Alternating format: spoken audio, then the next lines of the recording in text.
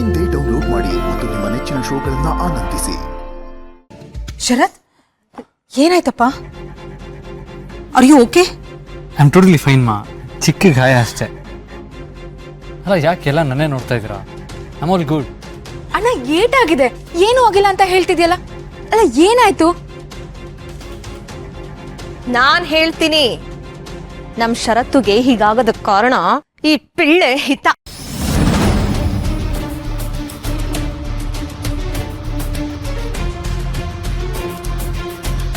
ಅತ್ತೆ, ಸುಮ್ನೆ ಇರೋ ಶರತ್ತು. ನಿನ್ನ ಇವಳು ತಳ್ಳಿದ್ದನ್ನ, ನೀನ್ ಬಿದ್ದಿದ್ದನ್ನ ನಾನೇ ನನ್ ಕಣ್ಣಾರೆ ನೋಡಿದೀನಿ. ಸುಳ್ಳು ಹೇಳ್ಬೇಡ ನೀನು.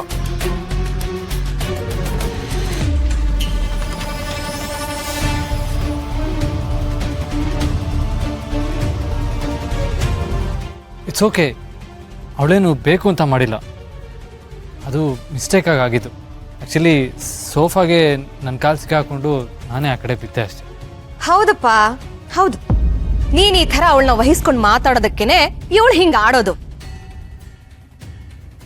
ನೋಡು ಶರತ್ತು, ಇವಳನ್ನ ನೀನ್ ಚಿಕ್ಕ ಮಗು ಅಂತ ಅನ್ಕೊಂಡಿದ್ಯಾ? ಇವಳು ತಪ್ಪು ಮಾಡಿದಾಗ ಇದು ತಪ್ಪು ಅಂತ ಹೇಳಿಲ್ಲ ಅಂದ್ರೆ ಇವಳು ಹಿಂಗೆ ಹೆಚ್ಕೋತಾಳೆ. ಹಿತ, ನೀನ್ ನಿಜವಾಗ್ಲೂ ತಳ್ಳದ್ಯಾ?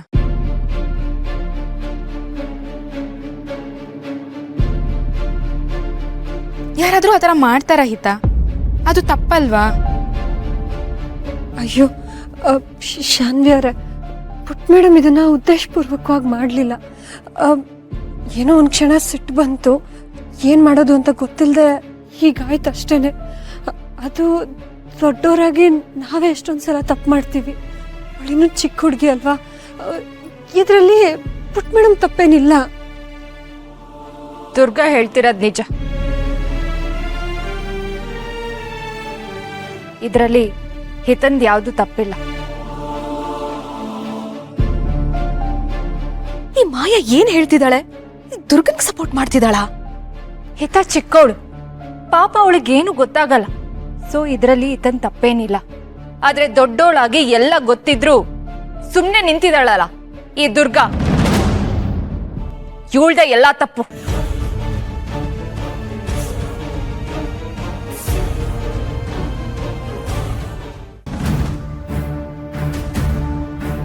ಯಾಕೆ ಇವಳು ಹೀಗೆ ಮಾಡ್ತಾ ಇದ್ದಾಳೆ? ಏನು ಮಾಡಿದ್ರು ನಾನು ಪ್ರೂವ್ ಮಾಡ್ಕೊಳ್ಳೋದಕ್ಕೆ ಆಗ್ತಾನೆ ಇಲ್ವಲ್ಲ. ಅಲ್ಲ, ನಮ್ಮ ಹಿತ ಪುಟ್ಟಿ ಅದು ಹೇಗೆ ನನ್ನ ತಳ್ಳಿದ್ಲು ಅಷ್ಟೊಂದು ರಫ್ ಆಗಿ? ಹೇಗೆ ಸಾಧ್ಯ?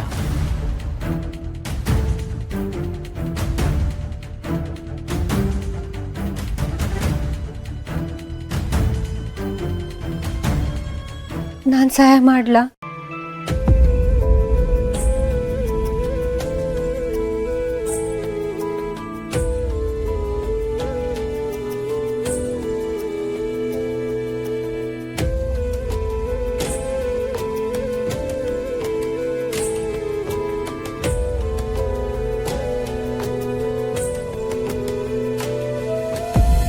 ದುರ್ಗಾ, ನೀನ್ಯಾಕೆ ಇಷ್ಟು ಎಮೋಷ್ನಲ್ ಆಗಿದೆಯಾ?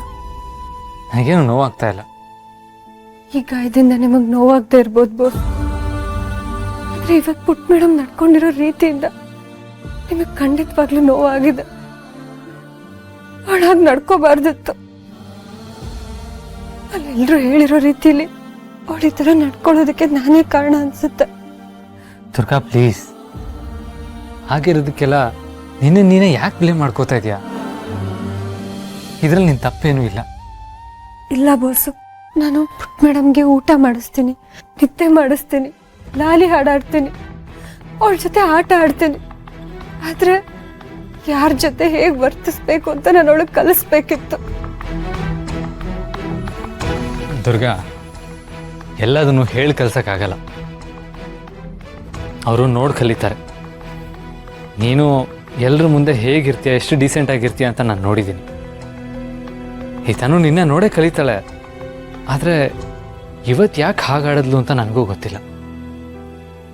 ಆದರೆ ಅದಕ್ಕೆ ನೀನು ಗಿಲ್ಟ್ ಪಡೋದು ನಾಟ್ ಫೇರ್. ಇದಕ್ಕಲ್ಲ ಅಂದಿದ್ರು ಇನ್ನೊಂದು ಯಾವ್ದಾದ್ರು ವಿಷಯಕ್ಕೆ ಈತ ನನ್ನ ಮೇಲೆ ಕೋಪ ಮಾಡ್ಕೊಂಡಿರೋಳು. ಆದ್ರೂ ಬಾಸು, ದುರ್ಗಾ ನೋಡು, ನೀನು ನಮ್ಮ ಮನೆಗೆ ಬಂದು ಹಾರ್ಡ್ಲಿ 1 ಇಯರ್ ಆಗಿದೆ ಅಷ್ಟೆ. ಹಿತ ಅಮ್ಮ ಆಗಿ ಎಷ್ಟು ದಿನ ಆಯ್ತು ಹೇಳು? ಇಷ್ಟು ಕಮ್ಮಿ ಟೈಮಲ್ಲಿ ನೀನು ಹಿತ ಅಮ್ಮ ಆಗಿ ಅವಳಿಗೆ ಎಲ್ಲ ಹೇಳ್ಕೊಡ್ಬೇಕಿತ್ತು ಅಂತ ಅವ್ರು ಎಕ್ಸ್ಪೆಕ್ಟ್ ಮಾಡೋದು ತಪ್ಪಲ್ವಾ?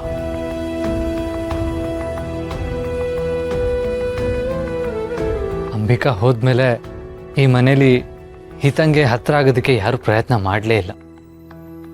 ಇನ್ ಕೇಸ್ ಯಾರಾದರೂ ಪ್ರಯತ್ನ ಮಾಡಿದಿದ್ರು ಹಿತ ಅವ್ರನ್ನ ಹತ್ರ ಸೇರಿಸ್ತಾ ಇರಲಿಲ್ಲ, ಅದು ಬೇರೆ ವಿಷಯ. ಆದರೆ ಹಿತಂಗೆ ನೀನು ತುಂಬ ಕ್ಲೋಸ್ ಆದೆ, ಅವಳು ನಿನ್ನ ಹಚ್ಕೊಂಡ್ಳು. ಇನ್ಫ್ಯಾಕ್ಟ್ ನೀನು ಬಂದಮೇಲೆ ಹಿತ ವಿಷಯದಲ್ಲಿ ಆಗಿದ್ದೆಲ್ಲ ಒಂಥರ ಮಿರಾಕಲ್. ಅದೇ ಪವಾಡ ಅಂತಾರಲ್ಲ ಅದು. ಏನು ಹೇಳ್ತಿದ್ದೀರಾ ಬಾಸು? ಈ ಸಮಾಜ ಒಂದು ತಾಯಿಯಿಂದ ಏನೇನೆಲ್ಲ ಎಕ್ಸ್ಪೆಕ್ಟ್ ಮಾಡುತ್ತೆ ಗೊತ್ತಾ? ಮಗುಗೆ ಅಮ್ಮನೇ ಎಲ್ಲದನ್ನು ಕಲಿಸ್ಬೇಕು. ಇಫ್ ಇನ್ ಕೇಸ್ ಮಗು ಏನಾದರೂ ತಪ್ಪು ಮಾಡಿದ್ರೆ ಅದ್ರ ಮೊದಲನೇ ಹೊಣೆ ಯಾರ್ದು ಹೇಳು? ತಾಯಿದಾಗಿರುತ್ತೆ.